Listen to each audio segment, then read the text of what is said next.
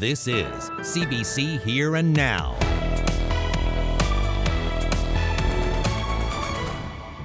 I was in bed asleep and was awoken to the sound of gunshots, bullets everywhere, glass everywhere. Our officers did respond to the area and investigated.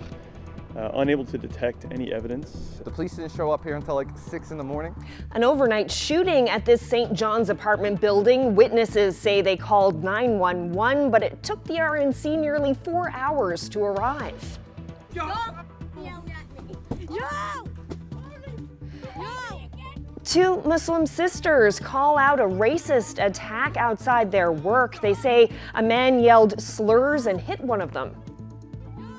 Relief is coming for those who can't afford to live. Government announces new cost of living measures. I'll have all the details coming up. Welcome to Here and Now. I'm Carolyn Stokes. Residents of a St. John's apartment building are shaken today after an early morning shooting. It happened right under their own roof at around 2:45 a.m. and some aren't happy with the RNC, who didn't arrive until hours later. Our Ryan Cook has that story. God. Yep, insane. Punctured glass, bullets in the ceiling, bullets in the walls. This is what shook Jordan Tobin from his sleep this morning. So I jumped out of bed immediately and ran down the hallway, and as soon as I entered the lobby, it was, bullets everywhere, glass everywhere, holes everywhere. Just not a scene you want to walk into in the lobby of your apartment building. Police were still on scene this afternoon, cutting bullets out of the door frame and siding, marking them as evidence of a brazen crime. But the police presence this morning was less than impressive for local residents. Tobin says he called 911 within minutes of the gunshots, and others did too. But no police arrived here until nearly 6:30, almost 4 hours later. That doesn't make me feel safe. I doubt it makes anyone else in here feel safe. And I doubt it makes anyone in the city of St. John's feel safe that if they have to place a call to authorities in time of emergency, that maybe that the response isn't going to be there in time to be able to protect them and serve them like it's meant to be. Now, the RNC says officers investigated those first calls but did not find evidence of a shooting until another call at 6:20 a.m. And officers responded to a property at that time and did locate damage to that home, consistent with bullets and gunshots. But Tobin says that doesn't make any sense, since he gave them the address and described the bullet holes 3.5 hours earlier, and so did his neighbor. We didn't make a call of, I think I might have heard a gunshot in the area. Can we get a cop to come cruise and patrol? It was, hey, no, we need urgent, we need people here now. That 2:45 a.m. call did lead the RNC to a burning car just up the road here, and police are asking anyone who may have seen something or caught something on camera to come forward. This is at least the third shooting in the last 2 weeks in the metro region, and Jordan Tobin has a message for whoever shot up the lobby here last night. You know, you put a lot of innocent people at risk. That is just completely unnecessary. Like I said, there's children, there's babies, there's families that live here. It's just unexcusable. Ryan Cook, CBC News, St. John's. A Royal Newfoundland constabulary officer accused of assaulting her partner multiple times has pleaded not guilty to 4 charges. Noelle Late of Pasadena was in Corner Brook Provincial Court this week. Late is accused of beating and choking her partner over a period of nearly 2 years. The province's serious incident response team began investigating the allegations after it was notified in late January. Charges were laid in March. At that time, the RNC said Late would remain on the job but had been assigned to administrative duties.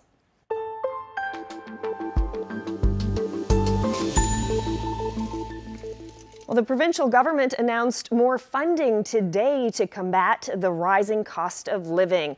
It comes after weeks of pressure from the opposition and the public. But what will it mean for your pocket? Here and Now's Ariana Kelland is here to break it all down. It's been the driving conversation in the legislature all spring.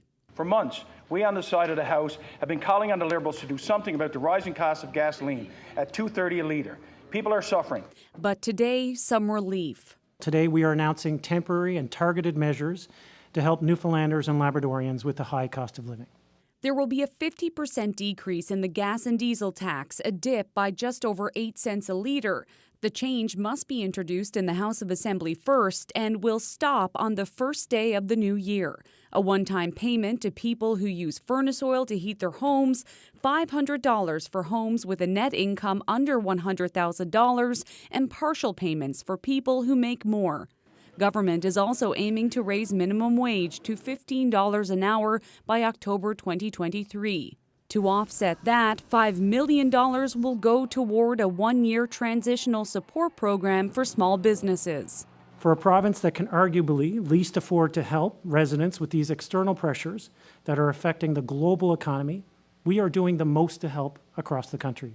For the Leader of the Opposition, today's announcement was welcome and borrows from some ideas raised in the House of Assembly by his party. I don't know if it offsets much for what people have gone through for the last 6 months here in Newfoundland and Labrador, how they make up what they've lost, or what they've had to borrow from family members, or the debt that they've gone in. But it's a good first step. Brazel says there needs to be a long-term plan. These funding announcements have end dates or one-time payments. The NDP agree. I appreciate the break at the pumps, but there are a lot of people who do not drive. There are a lot of people who do not heat their homes with oil. There are a lot of people who depend on public transit, who still have to go up to the supermarket and still have to figure out what they can and can't afford. Mark Nichols was part of the Minimum Wage Review Committee, which just a short while ago presented their recommendations to government. $15 an hour was the goal for now. We acknowledge there's still work to be done to bridge the gap between this new minimum wage and a living wage, but it is certainly moving the needle in the right direction. What a living wage is up for debate, and as global markets fluctuate, the answer becomes even more difficult to nail down. In total, the new measures from government are expected to cost $80 million. One positive from the rising cost of oil, it's offsetting this funding. It's not expected these measures will change the deficit. Ariana Kelland, CBC News, St. John's. Well, the Liberal government also announced a program to help save parents money. It's a pre-kindergarten program that the province says will make childcare more affordable and more accessible. It will be set up in more than 30 locations across the province and create 600 new regulated early learning spaces. During the pilot project, families will pay $15 a day to start and $10 a day next year.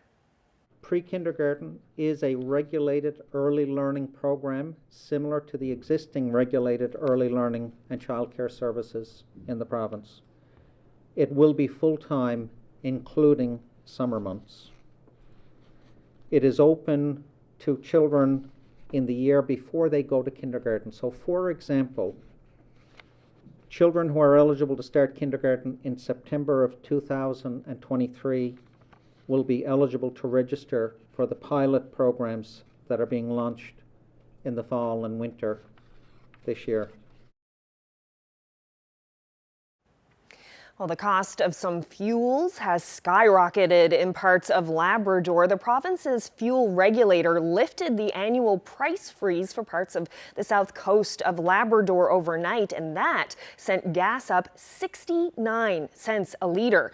Diesel jumped by $1.11 a litre, and stove oil increased by nearly 97 cents a litre. Prices for all fuels except propane are frozen in the area in November when the sea ice prevents tankers from supplying fuel.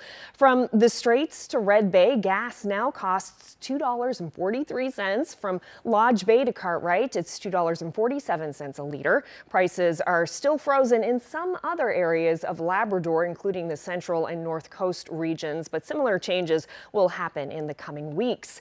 Meanwhile, gas prices elsewhere in the province rose by 3.9 cents a litre today. That puts the maximum cost per litre on the Avalon Peninsula at just above $2.22. It's more expensive off the Avalon.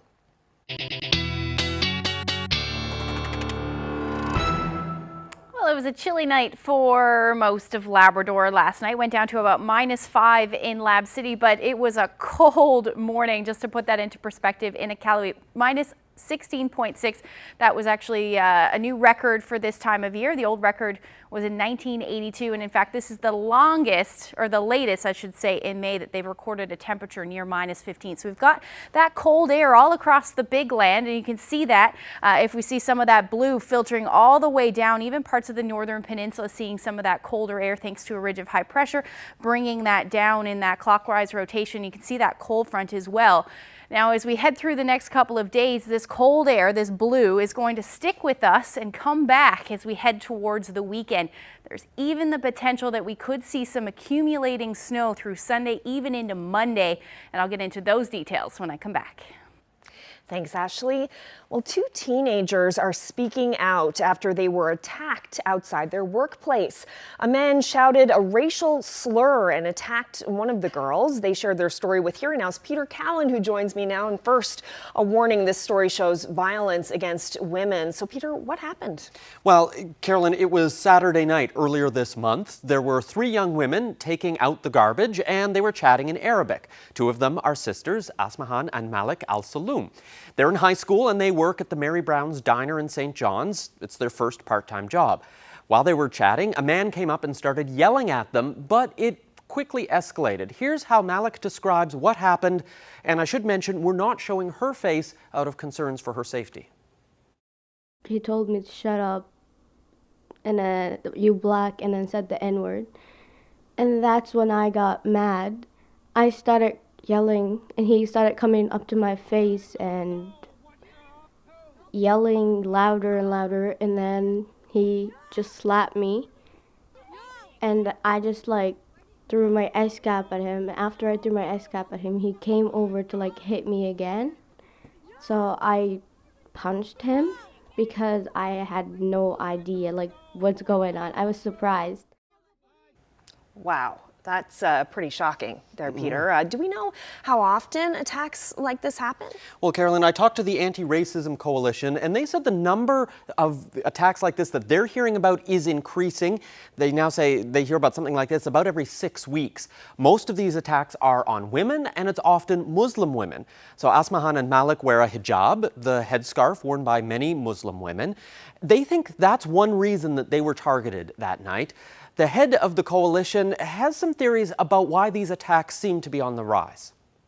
I think people have felt more insecure, and where people feel insecure, I think that there's more, there's certainly been a lot more white hate online. We're seeing a lot more things in the US. We're seeing a lot of violence in Canada, so it's becoming normalized in ways that I'm really concerned.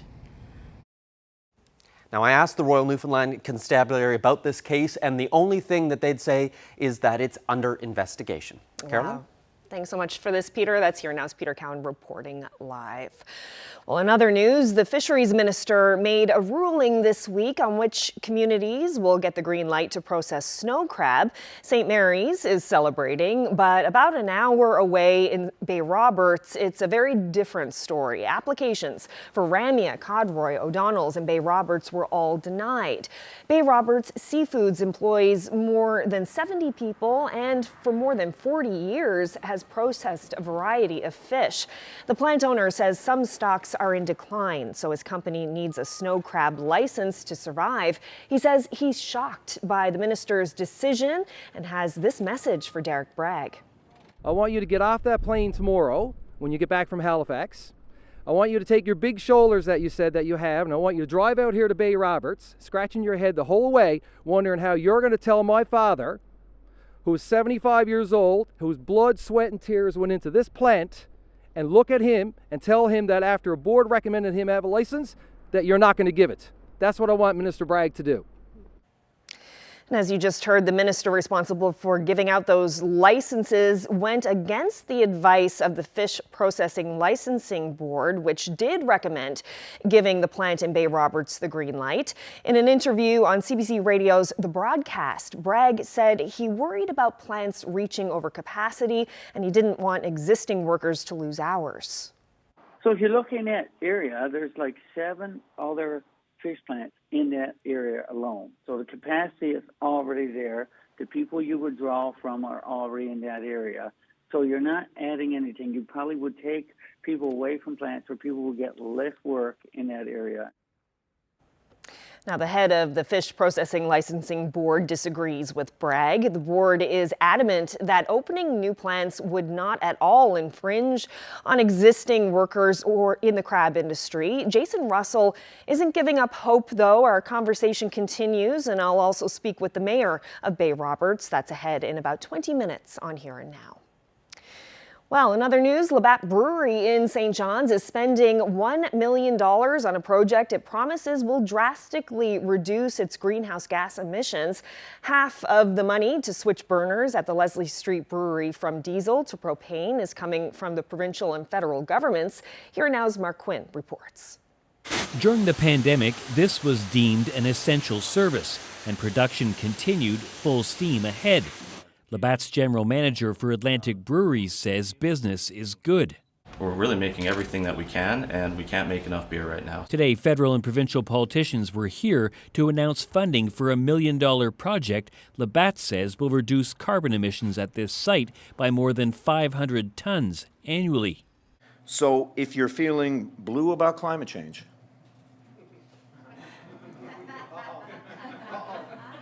let's bottle up these emissions. Each government will provide $250,000 for a project to replace a diesel burner used to produce beer with 2 propane burners. Every action we take to lower greenhouse gas emissions matters. So our government is very pleased to contribute an additional $250,000 to Labatt Brewing Company to support their energy efficiency fuel switching project. But does a large multinational company like Labatt Breweries need public money for a project like this? Regardless of whether it comes from oil or whether it comes from a brewery or whether it comes from a car or whether it comes from home heating, an emission is an emission, and that is what is causing our planet to burn. So we got to do something wherever we can find it. And where we have willing partners who are willing to work with us, where the province and the private sector and ourselves can work together to achieve those results, I don't care where it comes from. But would Labatt have done it without the federal and provincial money? I think this helps speed the process up. It also gives confidence to other businesses to say, hey, we can also make these kinds of transitions. Both O'Regan and Davis say they will be making more announcements about projects to reduce carbon emissions in the near future. Mark Quinn, CBC News, St. John's. Well, there may soon be more information released about a deal to put taxpayers on the hook for potential environmental problems at the Come-By-Chance refinery site. The Information Commissioner says a memorandum of understanding between the province and owners should be made public. Brea Renewable Fuels wants some details withheld, saying it's confidential business information that's commercially sensitive. The company now must decide whether it will go to court to block it from being released. As part of an agreement to save the refinery, taxpayers are taking on responsibility for up to $180 million in potential environmental liabilities at the Come-By-Chance site.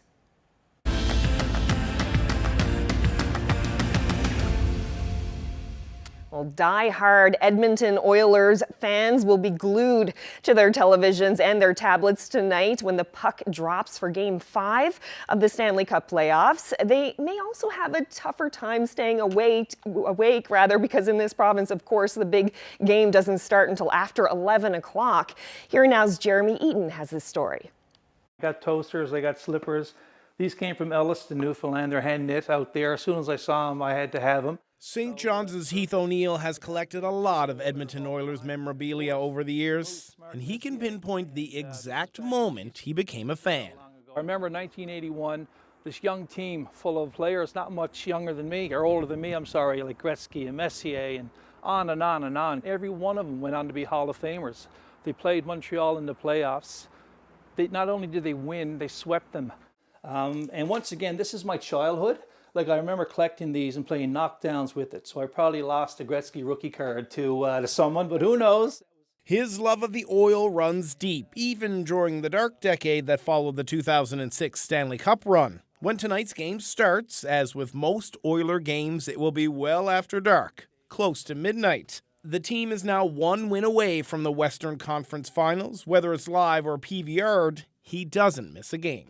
I've heard comments before from friends up in Edmonton and they find it late. So, but you know, by then the adrenaline kicks in. Hopefully you had a nice little nap in the evening, much like the players, and you're ready to go. I haven't missed a second of playoff hockey, and I don't plan on doing it as long as we're making this run.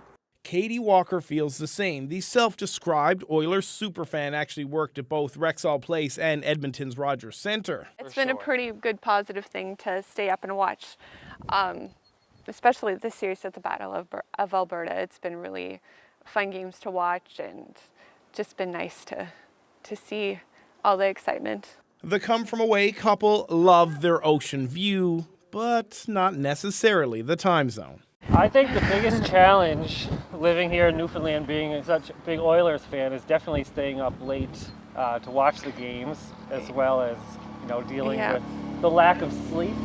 Another concern, heading into overtime.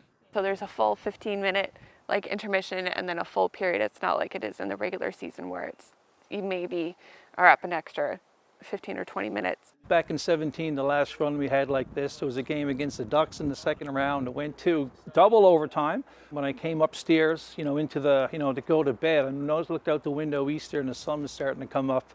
So I said, uh-oh, this is going to be a hard one at work. These fans will gladly forego sleep for tonight's game, even though the George Street bars could be closed and the birds may be chirping when the final buzzer goes. Jeremy Eaton, CBC News, St. John's. We're tracking a few showers rolling across the Avalon-Burin Peninsula right now. There's a lot more rain this weekend on the way, and I'll have those details coming up.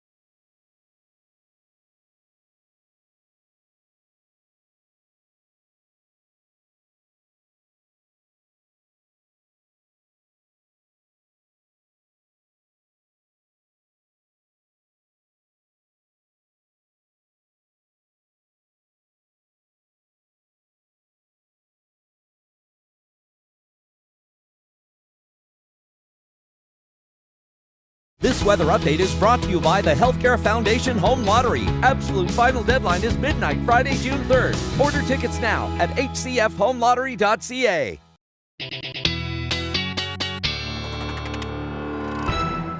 Well, Ashley, I got out on 2 road trips over the past 2 days. Got out to St. Mary's yesterday and Bay Roberts today, and I must say, just beautiful driving weather with all the sunshine. Oh, absolutely. And that sun really feels great too out there. Wind is cold. Wind is cold, yes it is. But the sun kind of makes up for that in some areas. But yes, we're in that northwesterly flow, so temperatures are obviously a bit cooler in some areas. Let's take a look at what's going on right now. We have a bit of a front rolling through, and that's sparking some showers. You can see some fair weather cumulus in behind that as well. And we're generally going to see those showers work their way across the Avalon. But if I zoom out a little bit, we do have our next weather maker, and that will be the weather maker through the weekend. Now the area of low pressure is going to bring some showers in right along with it, and we're already starting to see some of that higher cloud out ahead of that for the west coast of the island. Temperatures today reached a high near 12 degrees for St. John's. That was earlier today. Those temperatures have now dropped. Same thing for Twillingate. Actually, that 11 degrees was after midnight today. Or I should say overnight. And then temperatures across central, even towards the west coast, 11 degrees in the Rec House area and 14 in Port-aux-Basques. Now temperatures up across the Big Land, Lab City sat around 11 degrees today, but those temperatures are currently still sitting there. Other than that, the temperatures across the island, or across the Big Land rather, as you head towards the coast are much cooler, between 4 and 5 degrees right now. And down to 4 degrees in St. John's. And again, you can thank that northerly flow for that. So here's a look at those showers moving through right now. They are a little bit further south than I anticipated yesterday, but it does look like some of the metro area furthest south of the metro area is seeing some showers. They're moving through fairly quickly and will continue to do so as we head through the night. Say by 7, 8 o'clock tonight, most of those showers will have moved through. And then we're looking at a pretty quiet night. Some clouds will be on the increase for Lab West, otherwise partly cloudy skies tonight. And then as we head after midnight and even towards the early morning hours, some of those showers from that area of low pressure to the west will start affecting southwestern areas of the island and eventually south coast as well. Now temperatures tonight are going to be fairly chilly through central areas of the island and the northern peninsula. You're going down to about -2, -3 overnight tonight. Along the south coast, we're looking at temperatures between 4 to 6 degrees, and then a chilly night in St. John's going down to about 1 degree. Winds will finally ease though as we head through tonight. The rest of the Big Land looking at those temperatures along the coast into the minus single digits, and then about 1 degree pretty much everywhere else under light winds overnight tonight. Now those showers will likely stay south of Corner Brook tomorrow. Don't be surprised if you see a few showers, but they should stay to the south. Most of southern areas of the island, as well as the Burin Peninsula, southern Avalon, will likely see some showers. That cloud cover will work its way a little bit further north as well. And then a pretty nice day up across the Big Land with that chance of, or rather with some sunshine into the afternoon as well. Now, as we head into the evening hours and overnight, some of that heavier rain is going to move in for a good chunk of the island. Now, for tomorrow, those temperatures will stay in the single digits across the Avalon, a little bit warmer as you head towards Bonavista, Clarenville. Same thing through central, a few degrees warmer than that. Still in that northerly flow, so coastal areas will see temperatures much cooler than that. Same thing along the southern areas. And then we're looking at temperatures between 11 to 13 degrees for a good chunk of the west coast. Northern Peninsula, sunshine tomorrow, 8 degrees, 10 in Mary's Harbor. And then as we head towards the west coast, western Labrador rather, 11 degrees and 13 in Happy Valley Goose Bay. So like I said, we are looking at quite a bit of rainfall as we head through Saturday. Those amounts looking like we could see 30 to 50 millimeters through Sunday night, early Monday morning. Similar forecast up across the Big Land as well. I'll get into a little bit more details when I come back.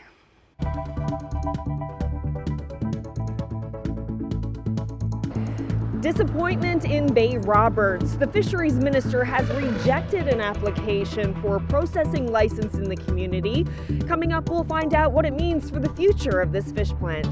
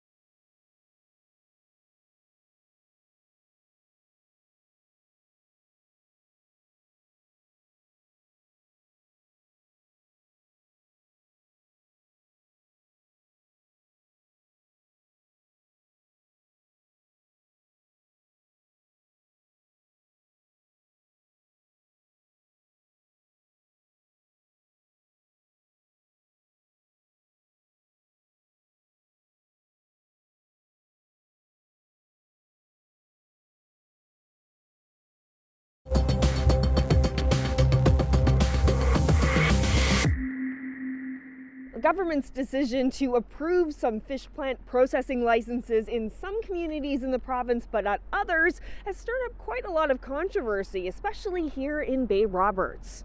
Yesterday, we brought you to St. Mary's, just over an hour away from Bay Roberts, where the community is celebrating the approval of a processing license that will reopen the fish plant there and rejuvenate the economy. But the Independent Processing Board also recommended the approval of a license in Bay Roberts. And in an unusual move, the Fisheries Minister went against that recommendation, and he has the final say. Joining me now is Jason Russell, the owner of Bay Roberts Seafoods here in Bay Roberts. So the minister rejected your application for a license despite the recommendation from the Independent Licensing Board. What did you make of that decision? I have to say that we were shocked, is the first word that comes to my mind. This is unprecedented, what this minister has done, and yeah, we were very shocked. What does this mean for your business? For our business, this business has stood the test of time for 44 years now. Today, standing here, this license is everything. And we realize this is it. This is our opportunity now to get into a fishery that's viable. The crab fishery, let's face it, the crab fishery is the backbone of the fishery right now. And without this license, we're going to be in trouble. And what do you mean you're going to be in trouble? Well, it's our revenue. It's our business model. Would right now we would this would be our primary factor in our business model. The other species that we depend on, mackerel, herring, codfish. The mackerel fishery right now is shut down. Herring, certain parts of that is shut down. The codfish, we all know what's going on there. And with the crab fishery, the fish harvesters do quite well in the crab fishery, and it's such a long season now with these trip limits that by the time the crab fishery is over, we're late into the season, and the fish harvesters decide then, well, we don't have time to fish the other species, and we have done good in the crab, so that leaves us with little to process. And so what will that mean? Is there any chance that you might have to shut down? Well, yeah, unless there are some unforeseen circumstances where some species increase in, market conditions get better. But right now, we don't see that. How many employees do you have? We have right now 70, 80 employees off and on. We have I have a list right here of 80. I have about 75 to 80 employees, names and numbers right here that Mr. Bragg can look at himself and he can call them as well. And they're all local numbers, by the way. None of them are overseas phone numbers for these employees that we do have. Yeah, and why do you want to point that out? Because we have a local workforce here all Newfoundlanders and Labradorians that can work here at this facility. So if you were to shut down, that would have quite a ripple effect in terms of employment. Of course it would. Yeah, it's it's our economy. It's the fishery, and it's spread out all over the island. And certain towns are benefiting more than others. And this town right here deserves this. A small, independent, locally owned business that's just stood the test of time all these years. This is a sad day. This is a sad day and a terrible mistake that this minister has done. The minister gave a couple of reasons for his decision, saying that crab is on the decline and that it has about 2 to 4 good years left. Mm-hmm. He also is concerned that issuing you the license would take away from some of the other plants in the area. What do you make of his reasoning? The minister took it upon himself to say that's an issue, but the board already determined that it was not an issue. What DFO really said is that within 2 to 4 years, they don't know what the outcome is going to be. The stock could be higher, lower, average, they don't know. But he, for some reason, said that they don't know what it's going to be. So for that reason, I'm not going to issue you a license. However, he still issued a license to St. Mary's and Argentia. So if you don't kind of buy his argument, what do you think is at play here with this decision? I'm making a lot of phone calls I'm making a lot of phone calls. There's a lot of emails going to the Premier's office. Minister Bragg sent me a text yesterday. He said that he'll be back in St. John's tomorrow. He's in Halifax, and he will meet with me next week. Minister Bragg, I'm not waiting till next week. I'll tell you what I want you to do. I want you to get off that plane tomorrow when you get back from Halifax. I want you to take your big shoulders that you said that you have, and I want you to drive out here to Bay Roberts, scratching your head the whole way, wondering how you're going to tell my father, who's 75 years old, whose blood, sweat, and tears went into this plant, and look at him and tell him that after a board recommended him have a license, that you're not going to give it. That's what I want Minister Bragg to do. Protesters, me, we are citizens of this province, and you are a public servant and you work for us. And protesting and citizens getting mad, that's our way of expressing our freedom of rights and our way of expressing how upset we are at decisions government make, and you just made a real bad one. You seem emotional and upset and angry about this. Very upset, very emotional, not stopping. Nothing to lose here. Well, Jason Russell, thank you so much for speaking with me about this. Thank you very much, Carolyn. I really appreciate you coming out here. So what does the rejection of this processing license mean for the community? Joining me now is the Mayor of Bay Roberts, Walter Yetman. So, Mayor Yetman, what did you think when you heard that this application was rejected? Extremely disappointed for the business and for Jason and Dave at Bay Roberts Seafoods. They've been an established business here in Bay Roberts for 43 years, and they're an excellent community partner, and they hire local people.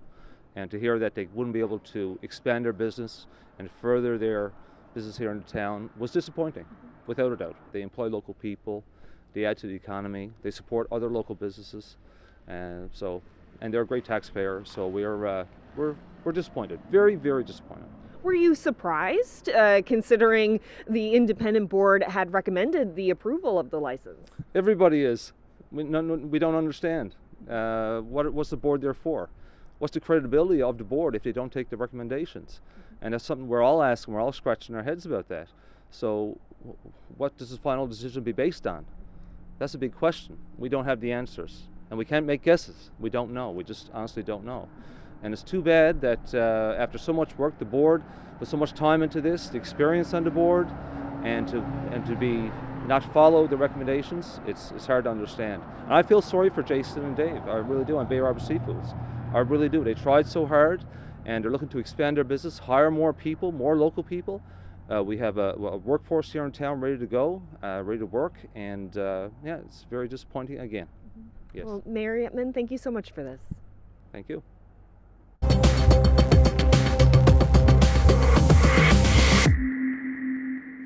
Well, another sign of the improvement in the pandemic situation, the requirement to be vaccinated is being dropped by the provincial government, but it also affects a lot of private businesses. So let's bring back here now is Peter Cowan with the latest. So Peter, what is changing here? Well, Carolyn, the change is as of June 1st. So you'll no longer have to be vaccinated in order to work for the provincial government, for example.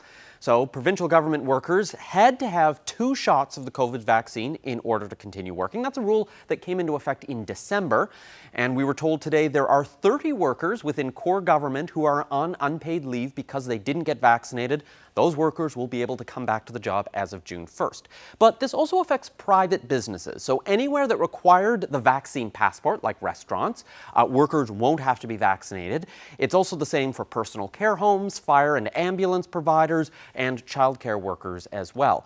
In its announcement today, the province didn't say whether hospitals and schools will also drop their own mandate.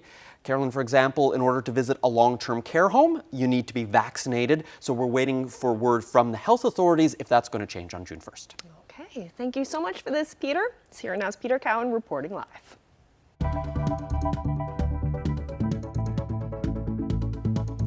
Well, coming up tomorrow on CBC Radio's Newfoundland Morning, find out about a new green crab exhibit opening at the Deer Lake Insectarium. And tomorrow on CBC Radio's Crosstalk, it's a pet show. Guests include veterinarian Maggie Burry-Brown and dog trainer Rose Brown. Call in with your pet questions.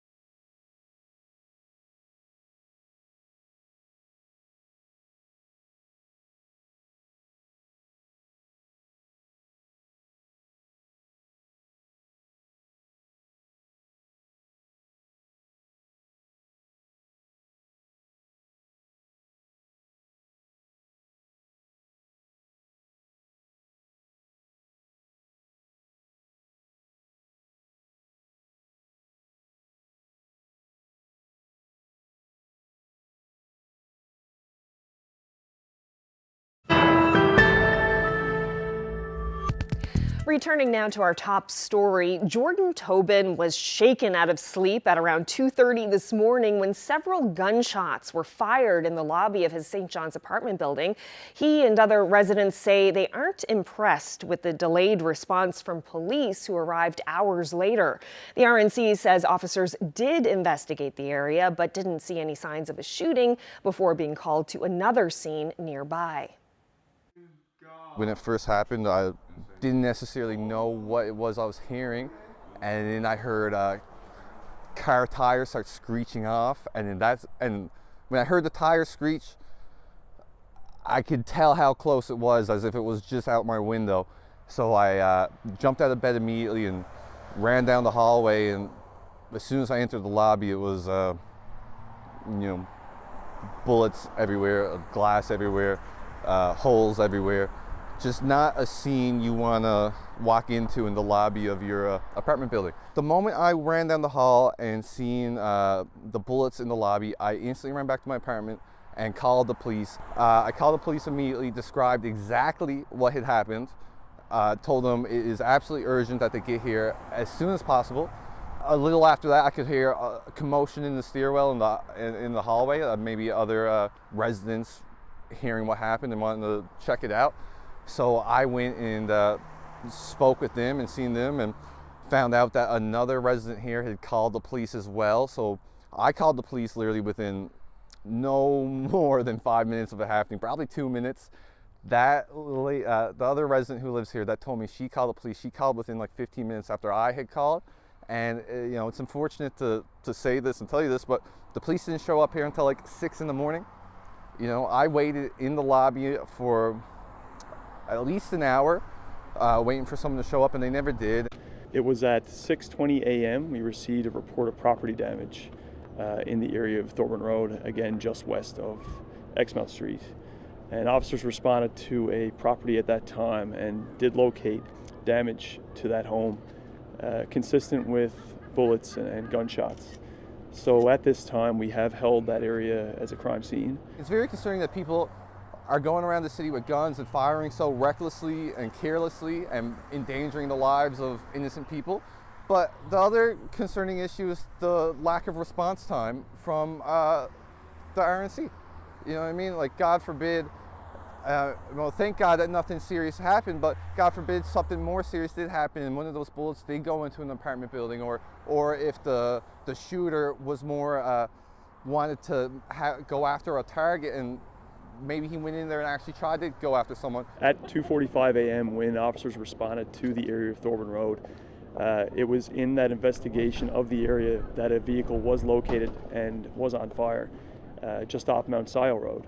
At this time, we're unable to draw any connection, but it was an attraction of our resources. The fact is, a lot of people live here at this apartment building, and multiple gunshots had entered the building, multiple bullets entered the facility, and it took them about 5 to 6 hours to get here. And I don't think that doesn't make me feel safe. I doubt it makes anyone else in here feel safe. And I doubt it makes anyone in the city of St. John's feel safe that if they have to place a call to authorities in time of emergency, that maybe that the response isn't going to be there in time to be able to protect them and serve them like it's meant to be. Is there any public danger here, do you think? Right now it's early in the investigation and we have not determined whether or not this was a random attack or not. It's very frightening, very tragic, very stressful. I mean, we're here in the center of the city. This is known as being a relatively safe location. There's kids that live in this apartment building. There's babies, there's families. I mean, it's difficult to provide any words to comfort, but at the end of the day, we will respond immediately upon any information of an event. And right now we'll be on scene there in Thorburn Road, processing that area and gathering evidence throughout the day.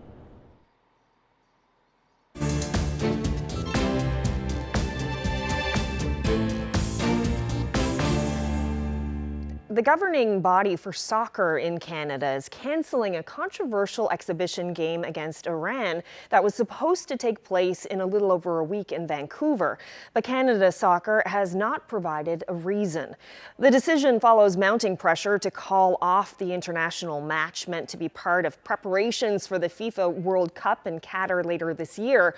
The game drew criticism from families of those who died aboard Flight PS 752, which was shot down minutes after taking off in Tehran by an Iranian missile in 2020. All 176 passengers and crew members were killed, including 85 Canadians and permanent residents. Families say the match was an insult to those seeking justice for loved ones. The Prime Minister has said it was a bad idea to invite the team to BC. Well, the royal tour of Canada may be over, but preparations are ramping up for the Platinum Jubilee in London, celebrating the Queen's 70 years on the throne. And a big celebration calls for a big coin.